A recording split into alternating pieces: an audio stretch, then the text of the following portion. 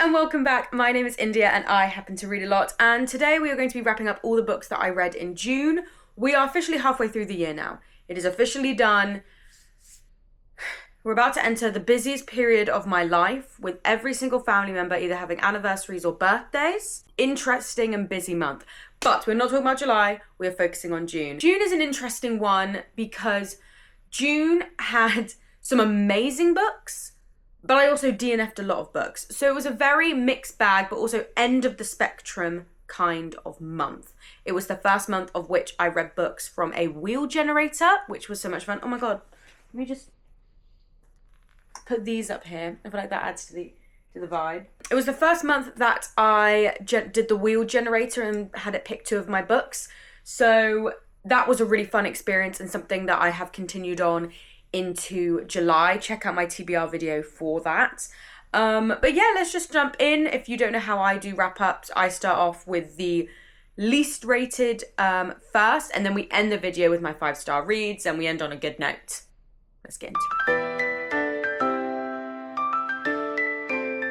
So first up, we have the DNFs, and I DNF'd 3 books this month. I DNF'd The City of Brass by S.A. Chakraborty, The Place of Shells by Mai Ishizawa, and The Magician's Guild by Trudy Canavan. City of Brass. I DNF'd City of Brass 50% of the way through. I read it in preparation for the sci-fi fantasy book group I'm a part of, and unfortunately for me, the beginning was amazing. The beginning was so good, and I loved specifically one point of view. I loved Nari and a character called Dara. Their point of view was incredibly interesting. I loved learning about the world. I loved the magic system. Obviously, it follows a culture and mythology that I don't know too much about, so that was incredibly interesting. We then met, and I think his name's Ali. We met him, and his point of view, well, Nari's point of view is very like, I know nothing about this magical world, or I didn't know any of these stories were real. Oh my God, I'm learning a lot about myself and the culture and the mythology. Amazing. Ali's points of view were very political heavy. And normally I love a good fantasy politics. I normally absolutely love it. But I found his chapters to be so slow paced and so boring. I don't know what it is. I think maybe because Nari and Dara's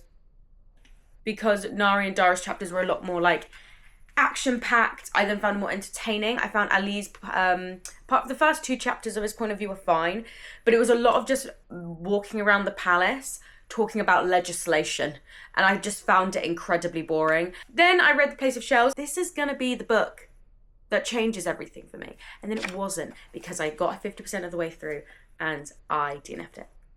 Oh, I just desperately wanted to like it, and I just couldn't get into it. And that's literally it. I tried. It was very short. I thought, oh my God, it's going to be super short. The bloody margins are massive. I'm going to fly through this. I just was so bored. I was so bored reading it. And I think that's kind of what happens to me a lot with these more introspective novels, when there's more of a focus on just reflecting and thinking about your life and less on actual plot. I get bored so quickly. Yeah, so I DNF'd that. Sorry. Then one that made me sad, I DNF'd The Magician's Guild, I think like a third of the way through it, maybe? No, 100 pages of the way through it. I really desperately want to love this. This has been on my list for ages. It's been one of those books that have been on my Goodreads, like on my TBR, for literally as long as I can remember. I bought like a £1 copy from a fucking charity shop, and I was so excited to finally get around to reading it. I know it's been told it's some like quintessential fantasy. You have to read this if you're a fantasy lover. It's like the, foundations of what fantasy is. And then I read it, and again, it's not that I didn't like it. It's weirdly, for such a big page count, it felt like a very surface level story. Bearing in mind I was only 100 pages in, so I can only comment on the 100 pages that I've read. There felt like there was kind of no depth. I felt like the first 100 pages I read was like the first first episode in a 30-minute series. I feel like if I'm 100 pages into an epic fantasy novel normally, or a high fantasy novel, a lot more happens. There's a lot more depth. There's a lot more layers to the story. I read 100 pages and I was like, okay, so all that's happened is a girl has thrown a rock and it's hit a wizard and knocked him unconscious. The magicians are now deliberating about what they're going to do, and now they're searching for her.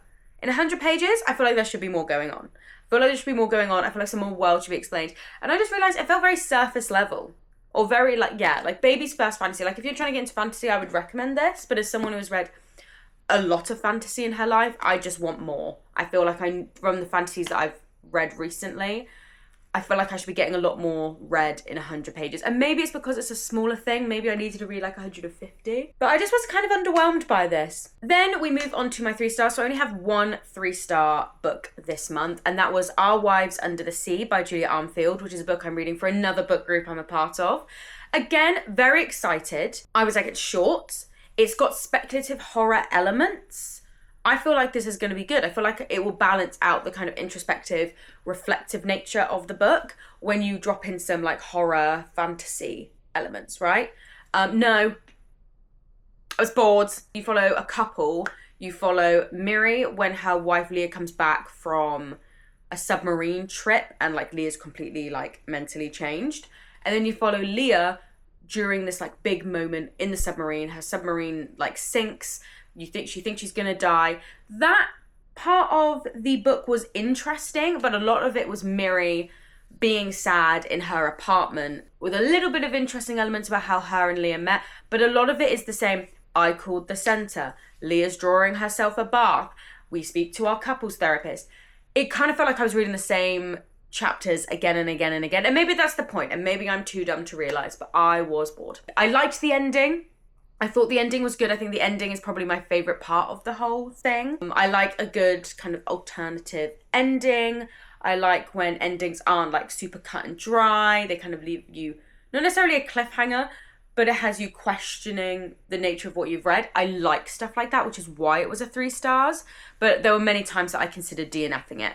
Then we have my 4-star books. So actually at this point, despite me saying like this was kind of a whiplash of a video and we were on 2 sides of the extreme spectrum, most of the rest of these books are 4 and 5 stars.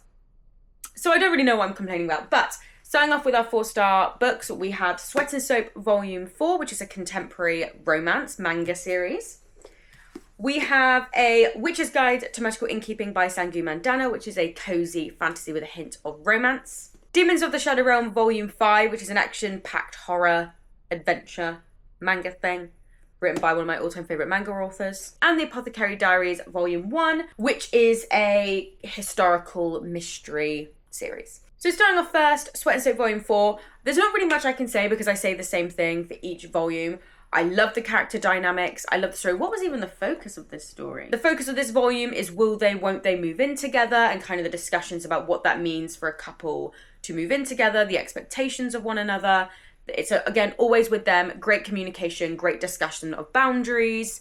I am a really big fan of this series. Then I started a series I've been meaning to start for a very, very, very long time. It's The Apothecary Diaries. This follows a girl called Mau Mau who has been forced to be a maid in the royal palace to give money to her blackmailers, and she somehow, through her absolute incredible intelligence, ends up solving the mysterious deaths of the emperor's babies and gets hired to be a lady-in-waiting to one of the most popular consorts of the emperor. And she is an apothecary originally by trade, and I think that's how she's going to be used. Her apothecary skills are going to help her solve mysteries and stop threats to the emperor and his kids' life and his wives' lives, things like this. Overall, really good start, really, really funny. A little bit more, I guess, sensual than I thought it was going to be.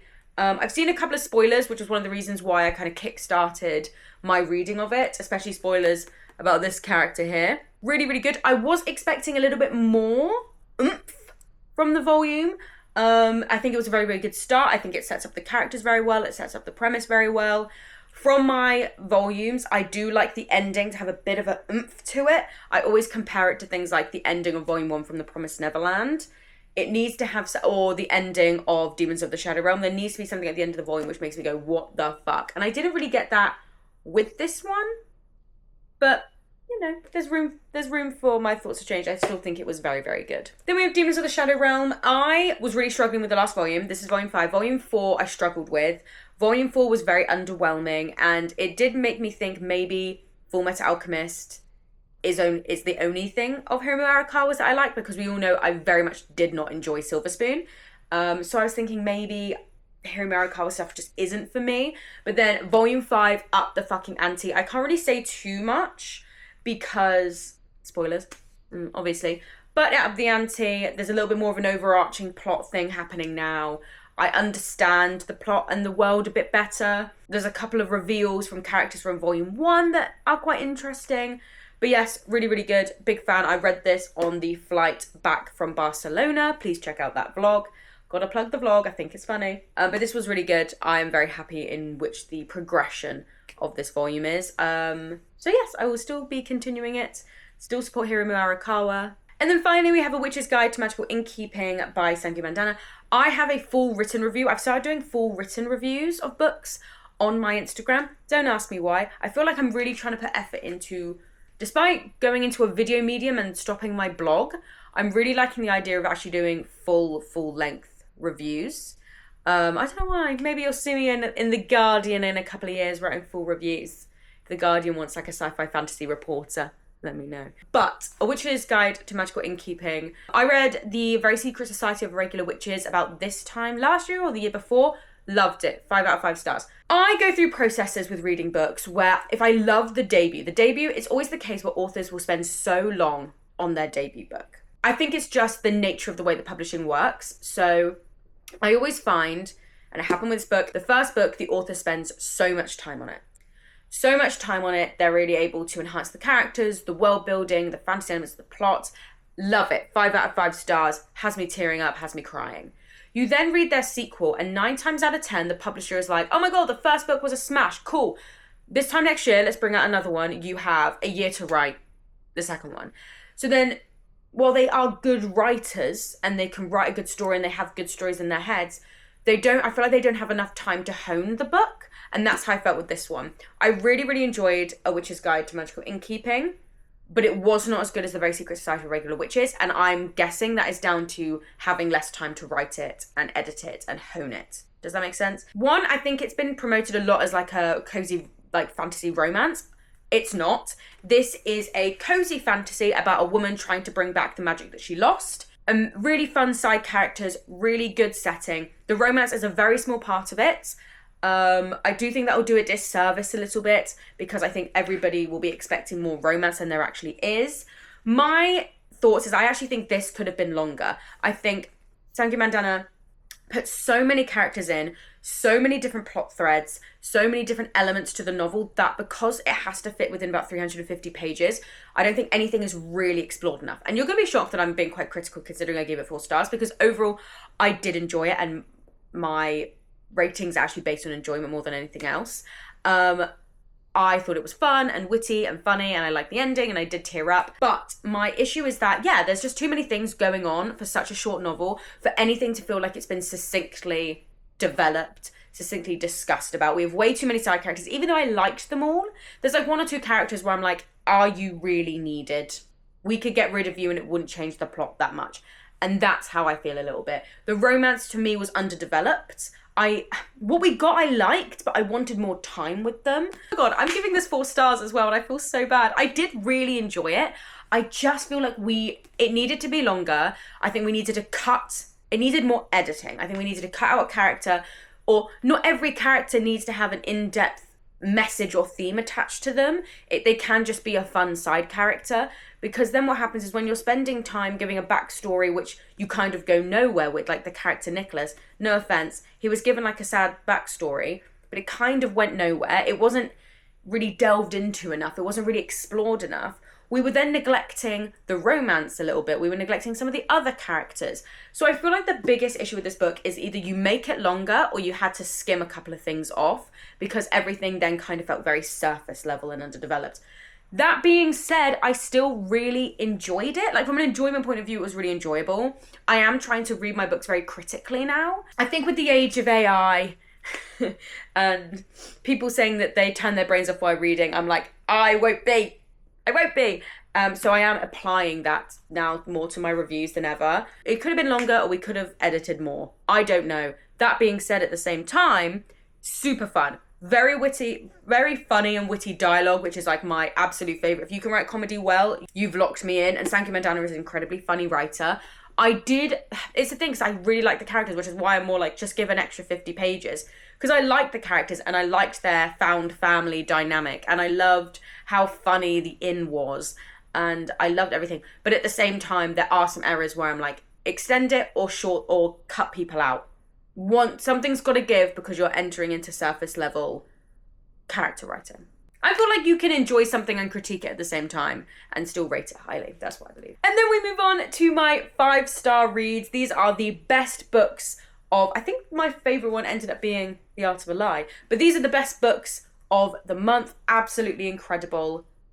I'm so glad I read them. First up, we have The Art of a Lie by Laura Shepherd Robinson, which is a historical crime book. I have read one of her books already called The Daughters of Night, which is one of my favourite books of the year that I read it. And it feels like maybe Laura Shepherd Robinson is just becoming an incredible writer that is an auto-buy author, and I feel like she has become that now. But this is a historical crime thriller set in Georgian London, following a woman who is trying to find out what happened to her husband. We have A Sorceress Comes to Call, which is a kind of comedy of manners, low fantasy, a little bit of horror story about a young girl whose mother is a sorceress and is trying to woo a rich man into marrying her so she can elevate her and her daughter's status.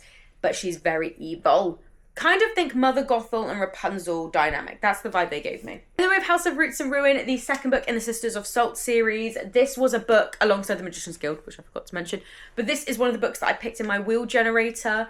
I eventually would have gotten around to it, but I'm glad that it brought it forward. This follows the youngest sister of book one. I don't know whether you read book one. Book one is a dark, horror-filled 12 Dancing Princesses retelling. This is not a retelling in any way. This follows Verity. She's the youngest daughter of the Sisters of Salt, and she escapes from her home to the Kingdom of Bloem to finally fulfill her dream of being an artist and painting the portrait of the heir to the Duchy of Bloem. But not everything in this beautiful kingdom of flowers and rose petals and jewels is everything that it seems to be.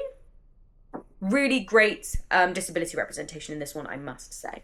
I actually realised I should have just brought this book back. So this book was really good. I bought this for 99p in the Forbidden Planet in London last year because it was damaged. The only damage is that there is a little bit of... Where is it? There's like some slight page ripping. Can you see? Slight page ripping. But 99p for that. This was really, really good. So much fun. I loved Verity's main character.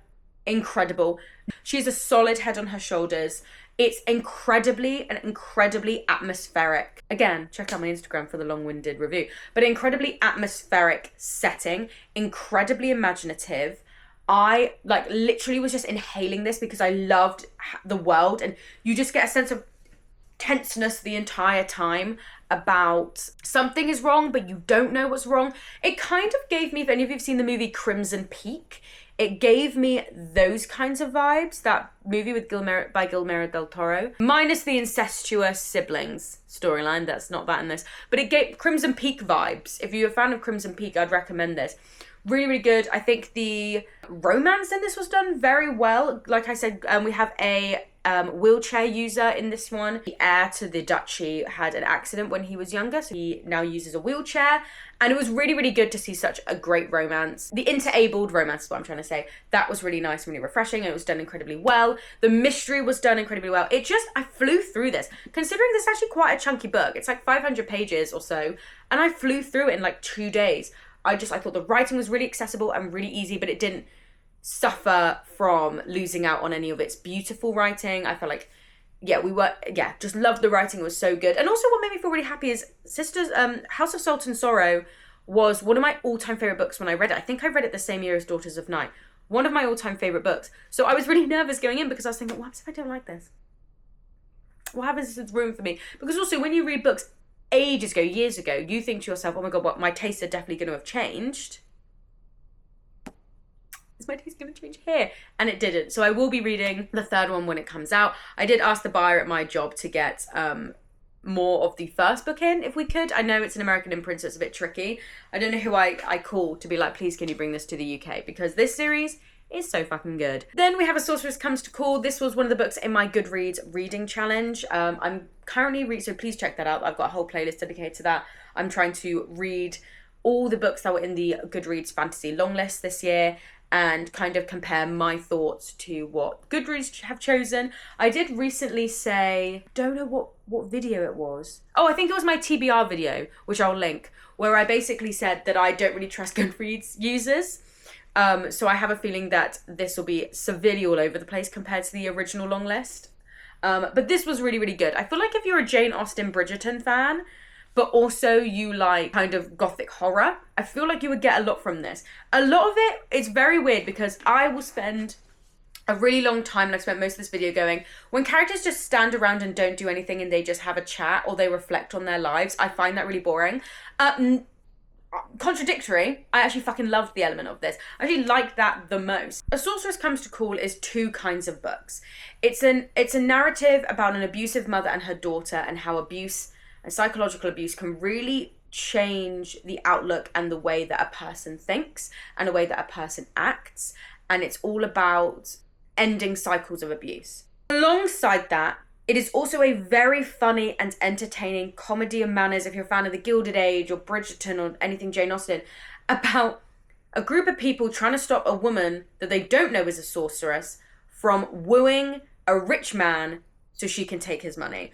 So on one hand, you've got an incredibly entertaining, this book in general could be an amazing play, and part of me is like, oh, should I adapt this into a play and send it to the author? It would make an amazing stage play. And on one hand, it's highly entertaining. Like, you're watching the way that this sorceress is going about trying to seduce this man, and then you're watching the scheming between downstairs and upstairs to stop her from succeeding, and that is incredibly entertaining. But weaved through that is this awful, harrowing narrative. Awful in the sense of it's upsetting, but very well written.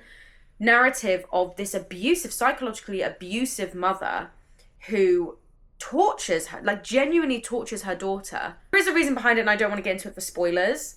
But you watch that and you see how her daughter is like a husk of a person and has no identity and no personality. And you're laughing 1 minute about the machinations of the head of the household whispering with the butler about trying to stop her. But then also watching her, the opening chapter, she possesses her daughter's body and is in control of her daughter's body.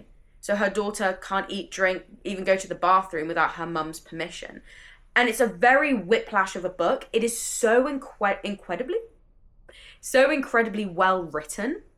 It's done really well. To the point where a lot of this book is just sitting in a room and chatting and doing little jibes at each other or whispering in other rooms. But it's done so well. And the characters in this are so good. And I don't feel like we ever really give genre fiction, especially sci-fi and fantasy, their flowers at all. Because this is some of the best character work that I have read in a very long time. I actually preferred the scenes where it was just sitting in a dining room and making jibes at each other and manipulating things against each other. And that was incredible. So well written. Absolutely insane. An amazing, amazing, amazing book. Tegan Fisher, or Spy Author. And then finally, probably my favourite book of the month, we have The Art of a Lie. This follows, I can't remember her name now, Hannah. This follows Hannah, who runs a confectionery store in Georgian England, specifically Georgian London. And one day her husband is found dead in the River Thames with no real understanding of why he died or how he died. She is now struggling to make ends meet while they're waiting for the inquest to finish so she can get any money that might have been written into the will for her.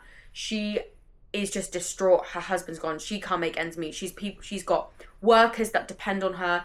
This confectionery business has been in her family since her grandfather. She met her husband. He was an apprentice in the confectionery. There is so much tied to this confectionery. If she loses it, she loses everything.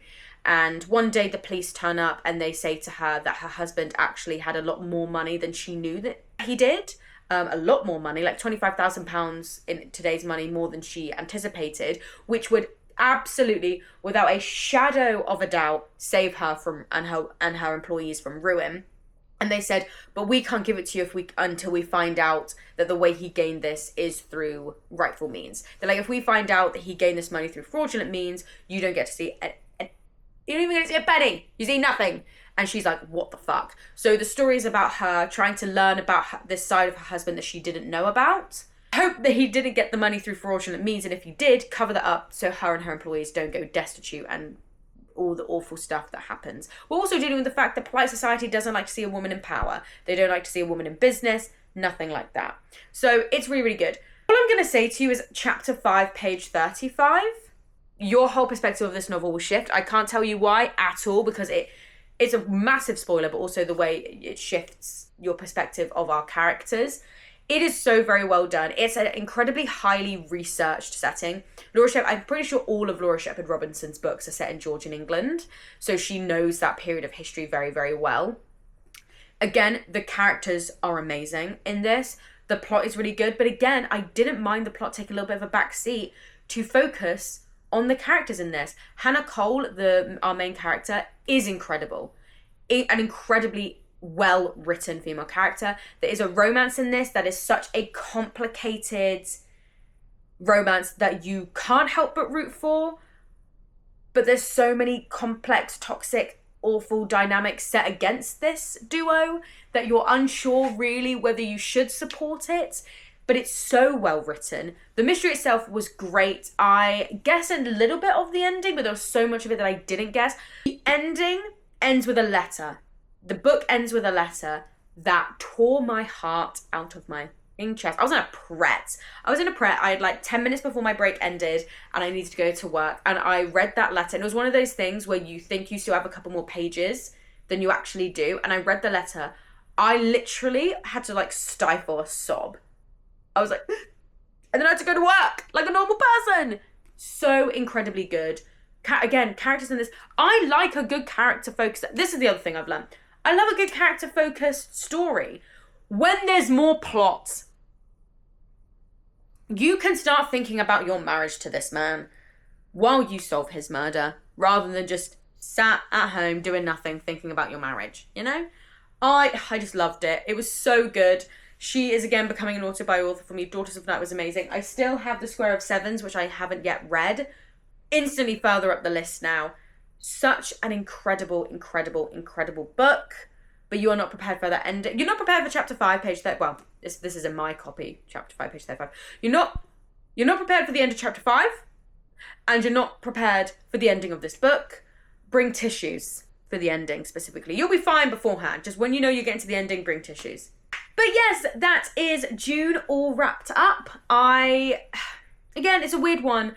Some DNFs, but some absolutely amazing books. I am intrigued to see how July goes, but, you know, June's done and dusted. Don't have to think about June anymore. And yeah, thank you so much for watching. Please like and subscribe and all of that fun stuff, and I will see you soon.